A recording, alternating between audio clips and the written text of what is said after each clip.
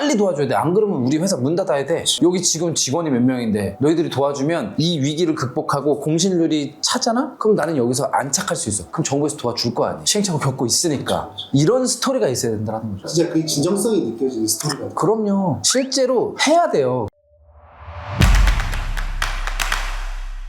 지방의 기업이 유치되면 그쪽 경제가 활성화되니까. 그럼 만약 강원도 말고 지역을 추천한다. 천안, 충남, 아산, 공주, 대전. 제가 저번에 한번 고객을 보다 보니까 올해부터가 바꾼 건지 참 잘 모르겠는데 원래 예전부터 1차, 2차 나눠서 줬나요? 옛날 청창사에서 협약을 진행을 한 다음에 먼저 집행은 한 절반만 맞아, 주고 절반만 주고 약간 비슷한 방식. 예비 창업 패키지에서 그랬다는 소식은 제가 별로 못 들었어요. 그럼 예비 창업 때 사실 비용이 좀 한계가 있잖아요. 아무래도 초창이나 청창사보다 비용 자체가 조금 낮긴 한데 그렇게 되니까 좀 탄력을 받더라고요. 그럼 더 많은 분들한테 뿌릴 수가 있겠죠. 대신 그런 거 있는 것 같아요. 거기서 살아남아야 되니까 그거에 대한 교육 강화책이지 않을까 싶어요. 그건 되게 지혜롭게 예산을 쓴 것 같은데. 되게 괜찮은 것 같아요. 무조건 통과 안 되는 게 기본이 진짜 희망 고문이 될 수 있어가지고 저는 정부 지원 마중물이라고 생각해요. 이거를 받기 위해서 노력하는 노력보다 실전 사업으로 진짜 내가 만드는 물건을 잘 팔려고 노력을 해야 된다고 생각하거든요. 혹시 자기 제품이 명확하게 있는 데들은 통과율이 높더라고요. 아이디어 단계에서만 있는 데들은 실제 구체화가 아직 안 되면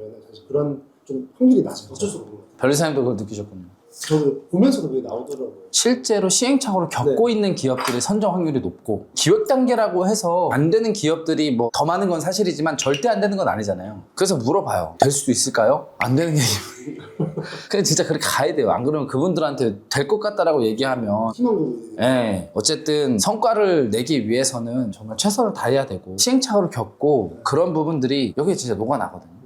대표님도 원래는 청사진이 있었어요. 리테일 회사 들어올 거고 유동인구는 어느 정도 될 거고 근데 실제로 공실률이 너무 높아. 심지어 여기 대기업이 들어왔어요. 생각지도 못한 대기업이 들어왔는데 구내식당을 만든 거예요. 외부 유출이 없어. 그건 예상을 못했잖아요. 그럼 우리가 통제할 수 없는 변수들 그런 것들 때문에라도 정부 지원을 받으려고 해. 그 전 단계에서 우리 이런 플랜이 있어 도와주세요 하는 것보다 우리 들어왔는데 이런 이슈가 있었어. 그래서 지금 지원이 시급해. 근데 식당인데 구내식당이 생겨버렸단 말이야. 빨리 도와줘야 돼. 안 그러면 우리 회사 문 닫아야 돼. 여기 지금 직원이 몇 명인데 너희들이 도와주면 이 위기를 극복하고 공실률이 차잖아? 그럼 나는 여기서 안착할 수 있어. 그럼 정부에서 도와줄 거 아니야. 시행착오 겪고 있으니까. 그쵸.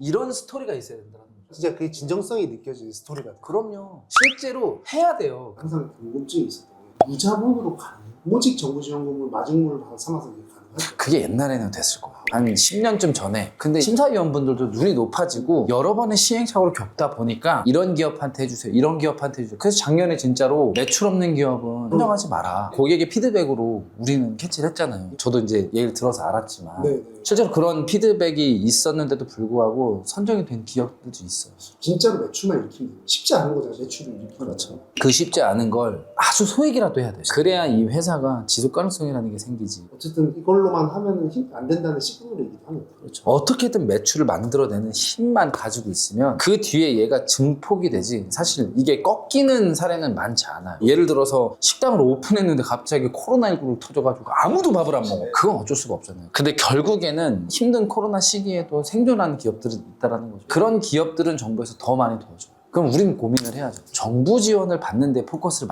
맞추는 게 아니고 스스로 자생력을 갖추는데 집중을 해야 정부 지원도 더 쉽게 받을 수 있는 길이라고 저는 생각을 하거든요. 기본적으로 창업 초기 트랙에서는 보통 최대 1억 나오는데 1억 받은 기업 저는 한 번도 못 봤어요. 받긴 받을 수 있어요. 맥스가 있잖아요. 맥스는 1억이라고 하는데 저는 아직까지는 경험은 없어요. 있으면 제보해주세요.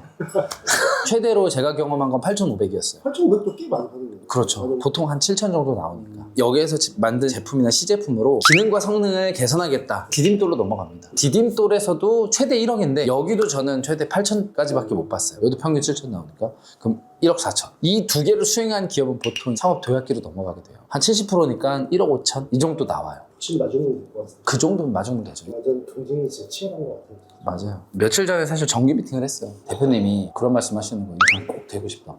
지금 거기 뭘로 전하시는 거예요? 초기 트랙이라서 다 진행을 할 건데 메인 아이템을 다시 봤는데 제가 좀 걱정이 되더라고요. 지금 아이템 뭘로 잡혔죠? 메인 아이템을 도저히 못 고르겠다는 거예요. 이거 했다 저거 했다 계속 바뀌었어요. 그래서 특허를 못 들어갔는데 제가 이번에 특허 없으면 절대 안 된다. 내가 오늘 진짜 중요한 얘기인데 아까 특허 얘기하다 말았어요. 전 특허는 마케팅으로는 진행하면 저는 안 된다 생각해요. 한계가 있죠. 특허로 마케팅을 하는 건 아니라고 생각해요. 우리가 지식재산권 표시를 하잖아요. 특허받은 뭘 쓰면은 사실 일단 공신력이 생기면서 맛은 사실 애매해. 예를 들어서 특허받은 짬뽕인데 약간 특허는 기술적인 내용이니까 바닥은 조금도 그렇게 높지 않단 말이에요. 건강 기능식품은 이쪽은 진짜 기능적인 거잖아요. 이거 먹었는데 더 좋아져. 만약 살이 더 빠져. 기능적으로 특허가 뒷받침되면 임팩트가 커진다면 사람들이 신뢰가 확 높아지니까. 이게 지적상과 허위 표시하면은 특허법에도 처벌 조항이 있어요. 경쟁사들이 이거 신고를 많이 해요. 특허 출원주, 이건 특허 출원주 해놓고 이제 보통 출원법을 이렇게 써요. 그럼 사람들은 당연히 이거에 대한 거라고 생각을 할 거고 그런 거 허위 표시 자칫하면 연결이 될 수가 있어서 이게 진짜 조심해야 돼요. 그게 바로 마케팅으로 특허를 세팅했을 때 발생할 수 있는 폐해잖아요. 그래서 마케팅으로 쓰는 걸 저는 비추하는 거고 특허의 의미에 대해서 우리가 생각을 해봐야 된다 생각해요. 저는 특허를 이렇게 정의합니다. 제가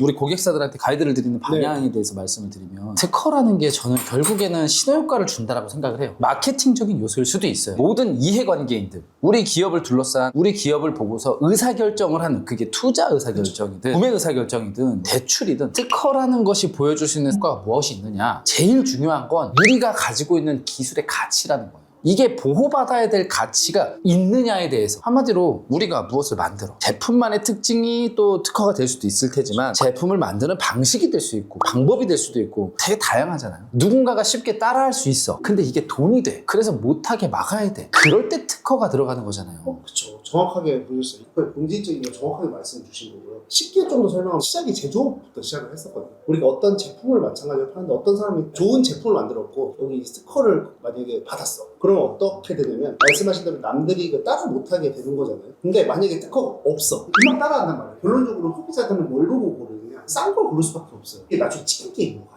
완전 악순환에 빠지게 되는 거죠. 그 사업이나 이런 걸 지키기 위해서 특허를 내는 게 본질적인 사실 그런 맞아요. 거예요. 그래서 저는 우리가 가진 기술이 자체적으로 누가 쉽게 따라하지 못하는 그런 기술이라면 자체적인 기술 진입장벽이 있으니까 그때는 전략적으로 마케팅 특허가 되는 것 같아요. 근데 진짜로 내가 개발한 것이 이 분야의 전문가라면 약간의 시행착오를 겪어서 누군가 따라할 수 있다고 하면 특허를 통해서 제도적 보호를 받아야 된다고 생각을 하거든요. 제가 자주 소개하는 원클릭 특허. 우리가 흔히 사용하는 쿠팡에 밀어서 결제하는 방식이 사용자한테 너무 편리하단 말이에요. 그거를 사실 아마존에서 캐치를 하고 기술 특허를 받아서 20년간 독점권을 행사를 했었죠. 지금 독점권이 끝났으니까 이제 쿠팡에서 따라한 거죠. 내 핵심이 뭐냐를 찾아내는 게 굉장히 중요해요. 분명히 이 킥이 있단 말이에요. 그거를 찾는 게 관건이에요. 우리만의 노하우가 녹아져 있어야 그게 의미 있는 특허로 보호받을 수 있다는 맞아요. 거죠. 우리밖에 못하는 거. 그런 것들을 찾아야 되고 그게 가급적이면 심플하고 심플해야 돼요. 왜냐면 복잡하다는 건 이런 의미거든요. 만약 우리 단계가 이만큼 복잡해. 그러면 얘만 바꾸면 회피가 가능하거든요. 이 단계가 만약 3단계밖에 없어요. 바꿀 수 있는 여지가 없는 거예요. 상대방. 그러면 그걸 쓸 수밖에 없는 거예요. 심플하고 소비자들이 좋아요. 그럼 이제 이거를 쓸 수밖에 없으니까